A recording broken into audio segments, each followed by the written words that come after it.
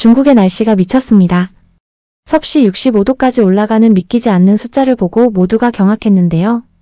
전 세계에서 기후를 연구하는 석박사 전문가들은 급변하는 환경 변화에 어떤 의견도 쉽게 내놓지 못하고 있습니다. 헌데 중국 바로 옆에 있는 한국은 그에 비하여 너무 무난한 여름 날씨가 지속되어 모두가 의아해하고 있는데요. 과연 무슨 일일까요? 한번 들어보시죠. 제 이름은 닐슨 하트만입니다. 유럽 기후위기 연구소의 소장으로 지난 30년간 인간이 만든 도시가 어떻게 스스로를 붕괴시키는지를 추적해왔습니다. 하지만 2025년 7월 첫째 주 제 연구실 모니터는 제가 평생 목격한 그 어떤 참사보다도 훨씬 심각한 재앙을 보여주고 있었습니다. 위성 열지도 위에서부터 붉게 타들어가고 있었고 동아시아 대륙, 특히 중국 상하이는 섭씨 65도라는 숫자를 찍고 있었습니다. 온도계를 의심했지만 여러 위성 소스들이 같은 수치를 가리키고 있었죠. 베이징, 텐진, 광저우. 도시가 아니라 거대한 용광로 같았습니다. 길이 녹아 흐르고 고층 빌딩의 철골은 종이장처럼 구부러졌습니다. 푸동 지구의 마천루가 붕괴했다는 속보가 국제뉴스 헤드라인을 장식하는 순간 저는 제 가슴이 얼어붙는 듯한 충격을 받았습니다. 하지만 더 놀라운 건 그 다음이었습니다. 저희 연구팀의 분석가 마르타가 절 불렀습니다. 박사님, 이거 보셔야 합니다.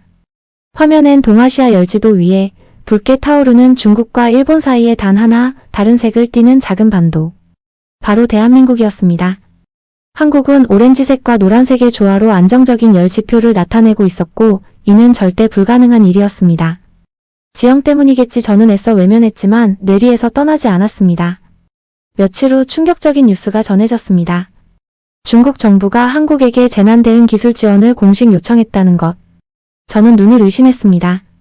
반도체나 군사 기술도 아니고 도시 건축과 재난 시스템에서 중국이 도움을 청한 나라가 한국이라니. 그날 밤 제 이메일로 초청장이 도착했습니다. 서울에서 열리는 국제도시재난대응회의의 기조연설자로 초청합니다. 보낸 사람은 서울대학교 스마트도시기술연구원 김세윤 교수. 처음 듣는 이름이었습니다. 낯설고 납득되지 않는 초청. 하지만 그 위성지도, 중국의 요청, 그 모든 퍼즐 조각이 단 하나의 곳을 가리키고 있었죠. 서울. 저는 결심했습니다. 그곳에서 저는 제 인생을 뒤흔들게 될 진실과 마주치게 됩니다. 저는 서울에 도착했습니다. 이 작은 나라의 수도는 상상 이상으로 조용했습니다. 기온은 40도 가까이 올라갔지만 거리엔 혼돈도 비명도 없었습니다. 마치 열기에 저항하는 듯한 무언의 질서와 냉정함이 느껴졌습니다. 정말 여기가 폭염 영향권인가? 리무진 버스 창 밖 풍경 속 사람들은 지친 기색은 있었지만 공포는 없었습니다. 코엑스 컨벤션 센터에 도착하니 세계 각국에서 온 학자들과 기술자들로 북적였습니다. 독일, 미국, 이탈리아, 캐나다, 그리고 충격의 진원지인 중국에서까지. 모두의 얼굴엔 불안이 가득했습니다. 우린 지금 도시 문명의 사형 선고를 받고 있는지도 몰라.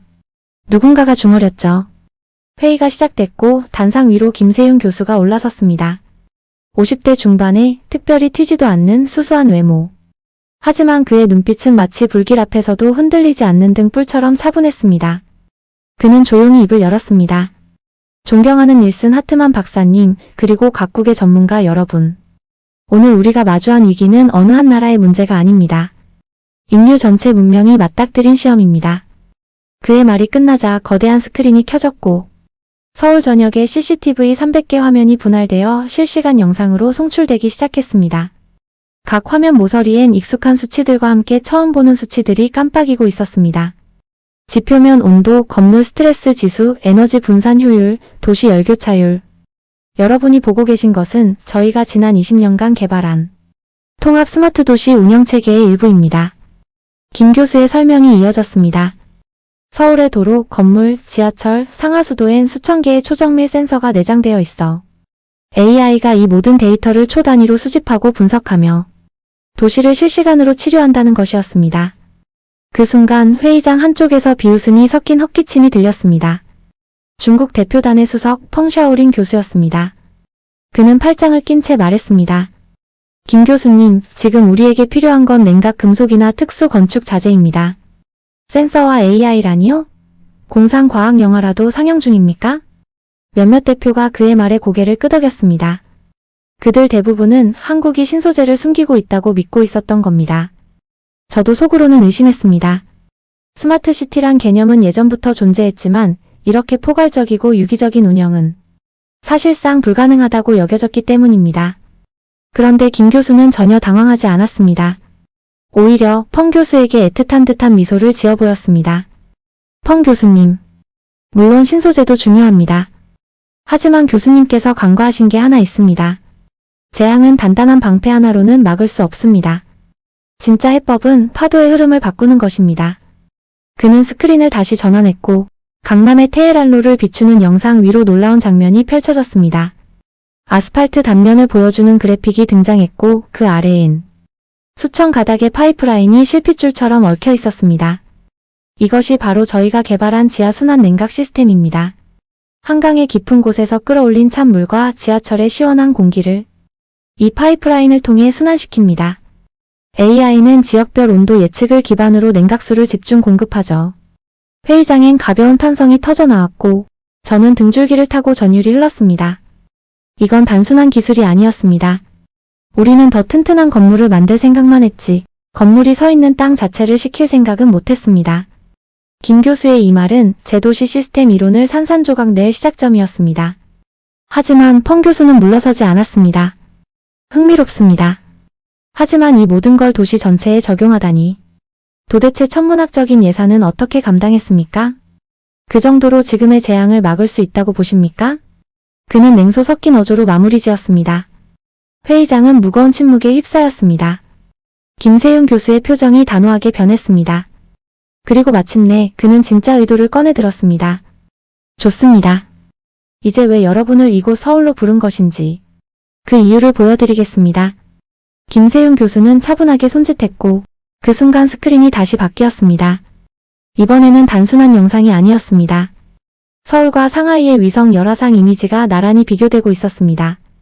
좌측에는 온통 검붉게 타오르는 상하이, 우측에는 노란색과 주황색이 조화롭게 섞인 서울의 모습. 두 도시 모두 폭염 영향권에 있음에도 불구하고 도시의 열풍포와 복사열 강도는 전혀 달랐습니다. 김 교수는 설명을 이어갔습니다. 보시다시피 두 도시의 기온 자체는 불과 3도 차이에 불과합니다. 하지만 도시 기반 시설이 흡수하고 방출하는 복사열의 총량, 즉 도시 열성 강도는 상하이가 서울의 5배에 달합니다. 회의장에선 침묵이 흘렀습니다. 기후 그 자체보다도 도시가 열을 어떻게 받아들이고 다루느냐가 문제의 본질이었던 것입니다. 김 교수는 다시 말했습니다. 여러분, 저희가 운이 좋았다고 생각하십니까? 아닙니다. 저희는 이 순간을 20년간 준비해왔습니다. 그의 목소리는 강단을 울렸고 스크린에 1997년 IMF 당시의 영상이 짧게 흘렀습니다. 실직한 가장들, 문 닫은 공장, 사라진 가정들. 우리는 국가 부도의 실패를 경험했습니다. 그 치욕의 시간 속에서 무너지는 기반 위에 건설된 모든 것은 허망하다는 진실을 배웠습니다. 김 교수는 고개를 들고 회의장을 둘러봤습니다. 그의 눈은 단 한 명도 피하지 않았습니다. 우리는 결심했습니다. 단 하나의 시스템을 더 세우기보다 다시 무너지지 않을 도시를 만들자. 그것은 비용의 문제가 아니라 생존의 문제였습니다. 그의 음성엔 단순한 기술 발표를 넘어선 역사의 무게가 담겨 있었습니다. 회의장은 숨소리조차 들리지 않을 만큼 조용했습니다. 세상 모든 나라가 더 크고 더 높고 더 화려한 건물을 지을 때 우리는 땅 밑에 도시의 생명줄을 심었습니다. 누군가가 조용히 박수를 시작했습니다. 그 박수는 번져 회의장을 가득 채웠습니다. 하지만 저는 알고 있었습니다. 이건 아직 시작에 불과하다는 것을. 회의 후 김 교수는 저와 몇몇 유럽 석학들을 그의 연구실로 따로 초대했습니다. 서울대학교 언덕 위 허름한 건물 안. 그는 말했습니다. 닐슨 박사님, 지금까지 보신 건 저희 시스템의 기본 기능에 불과합니다. 순간 스위스의 도시물리학자 엘리제 브룬너 박사가 외쳤습니다. 기본이라뇨? 그 냉각 시스템만으로도 노벨상감 아닙니까? 그 이상이 있다니요? 김 교수는 안경을 고쳤으며 한 화면을 띄웠습니다. 서울 전역의 전력망 다이어그램. 복잡하게 얽힌 선들. 그런데 흐름이 끊임없이 바뀌고 있었습니다. 이것이 바로 저희의 자율 반응형 에너지 그리드입니다. AI가 도시 전역의 전력 수요를 초 단위로 예측하고 전력을 필요한 곳으로 즉시 재배분합니다.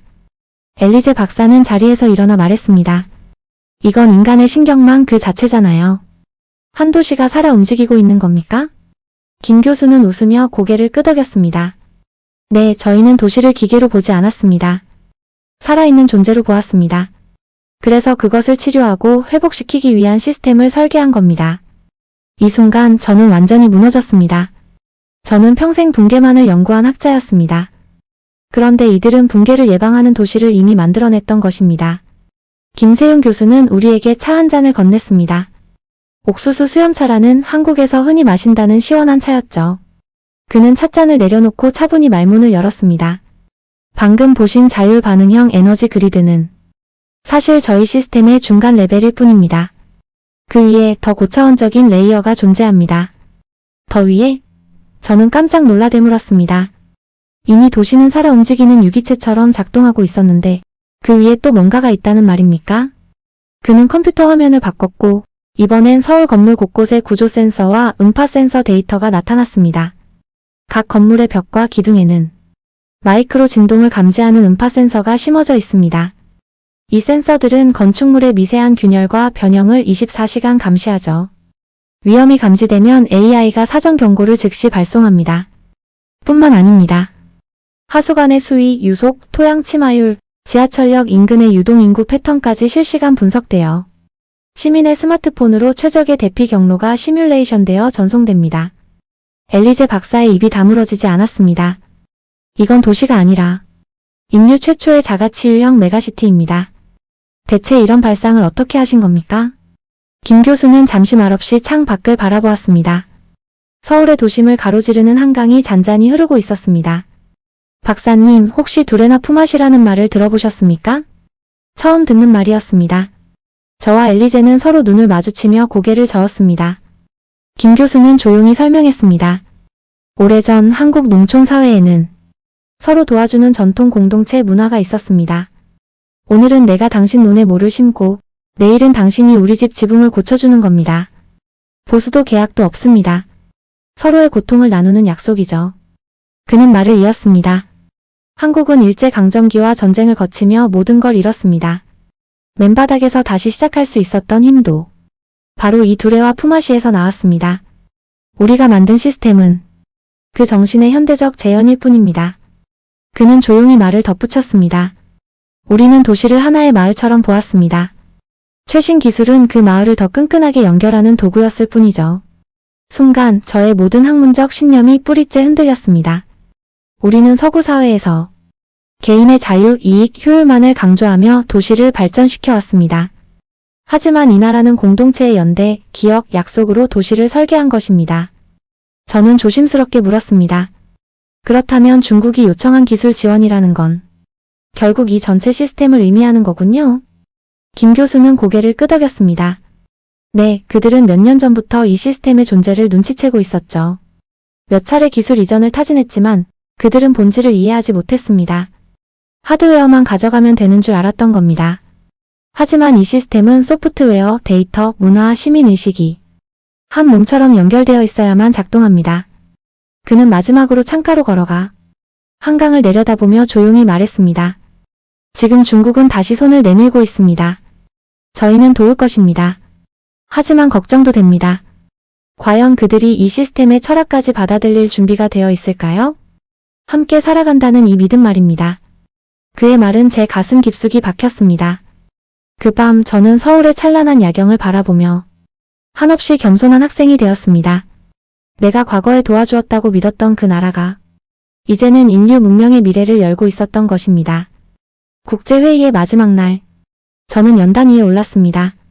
손에는 원래 준비했던 원고가 들려 있었지만 저는 그것을 천천히 구겨 쓰레기통에 던졌습니다. 회의장에 앉은 전 세계 대표들은 술렁였습니다.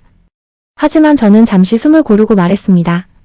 존경하는 동료 여러분, 저는 어제 제 평생의 학문적 신념이 무너지는 경험을 했습니다. 회의장은 순간 정적에 빠졌고 수많은 시선이 저를 향했습니다. 저는 천천히 말을 이었습니다. 우리는 지난 수십 년간 더 높고 더 크고 더 단단한 도시를 만드는 데 집착해왔습니다. 우리는 그것이 진보라고 믿었습니다. 하지만 우리는 틀렸습니다. 어떤 사람들은 눈을 크게 떴고 어떤 사람들은 메모하던 손을 멈췄습니다. 우리는 도시의 몸을 키우는 데는 성공했지만 도시의 영혼을 돌보는 일엔 실패했습니다. 그 순간 제 눈은 회의장 한쪽에 앉아있는 김세윤 교수를 향했습니다. 그는 조용히 담담하게 저를 바라보고 있었습니다. 하지만 저는 이곳 대한민국 서울에서 희망을 보았습니다. 그들은 기술로 도시를 지배하려 하지 않았습니다. 오히려 기술을 통해 도시와 공존하는 방법을 찾았습니다. 그들은 강철과 콘크리트에 함께라는 따뜻한 심장을 불어넣었습니다. 제 목소리는 떨리고 있었습니다. 하지만 그 떨림은 회의장을 감쌌고 누구도 시선을 피하지 않았습니다. 이것은 단순한 기술적 성취가 아닙니다. 이것은 인류가 나아가야 할 방향을 가리키는 위대한 철학적 혁명입니다. 그리고 저는 잠시 말을 멈췄습니다. 숨이 멎은 듯한 정적이 흘렀습니다. 그때였습니다. 어디선가 천천히 시작된 박수 소리가 점점 커지더니 마침내 폭발하듯 쏟아졌습니다. 이 박수는 저를 위한 것이 아니었습니다. 이 위대한 도시를 만들어낸 이름 없는 한국인들, 그리고 그들이 지켜낸 정신을 향한 전 세계 석학들의 경외심이었습니다. 그날 밤 저는 더 이상 도시의 붕괴를 예측하는 연구를 하지 않겠다고 결심했습니다. 대신 한국이 구축한 시스템과 그 철학을 서구 사회에 전파하기 위한 연구를 시작하기로 했습니다. 물론 쉽지 않은 길이었습니다. 수많은 사람들이 저를 비웃었고 이 시스템을 이상향이라 폄하했습니다. 하지만 저는 단 한순간도 후회하지 않았습니다. 진정한 강함은 홀로 우뚝 서는 것이 아니라 서로를 기꺼이 연결하고 기대고 도와줄 수 있는 용기에서 나옵니다. 그리고 그 진실을 21세기 인류에게 가장 먼저 보여준 이들은 한국인들이었습니다. 며칠 뒤 저는 다시 유럽으로 돌아가기 위해 인천국제공항으로 향했습니다. 하지만 제 머릿속은 여전히 서울에 머물러 있었습니다. 비행기 출발 전 저는 호텔 방 책상 앞에 앉아 노트북을 켰습니다. 그리고 나란히 2개의 위성 열화상 지도를 띄웠습니다. 왼쪽엔 붉게 타들어가던 상하이의 열지옥, 기술의 자만이 만들어낸 잿더미 같은 도시, 그 위로 무너져 내리던 고층 빌딩의 절규가 마치 메아리처럼 들려오는 듯 했습니다. 그리고 오른쪽엔 차분한 온기를 품은 서울, 마치 살아있는 생명체처럼 고요하고 단단한 황금빛 도시.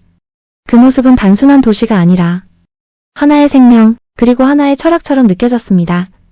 저는 서울의 열지도를 바라보며 한 가지를 떠올렸습니다. 그 노란빛 온기 속에서 평화롭게 잠든 아이들의 얼굴과 내일의 희망을 이야기하는 가족들의 웃음소리가 들리는 듯 했습니다. 그리고 조용히 저는 되뇌었습니다. 한국은 단순한 나라가 아니다. 그곳은 미래다. 지금 이 순간에도 어딘가에서는 더 화려한 도시, 더 빠른 성장, 더 높은 빌딩을 짓기 위해 수많은 자원이 허비되고 있을 것입니다. 하지만 진정한 미래는 콘크리트 아래 숨겨진 연결의 정신, 사람과 기술, 도시와 자연이 함께 호흡하는 믿음에서 시작된다는 것을 서울은 이미 증명해 보였습니다. 그날 이후 저는 더 이상 세계의 붕괴를 예측하는 모델을 만들지 않습니다. 그 대신 한국의 시스템, 그리고 그것을 가능케 한 한국인의 철학을 연구하고 전파하는 일에 저의 남은 인생을 바치고 있습니다. 우리가 기술을 만든 것이 아니라 기술을 통해 서로를 다시 믿게 되었습니다. 김세윤 교수의 마지막 한마디는 제 인생의 좌우명이 되었습니다.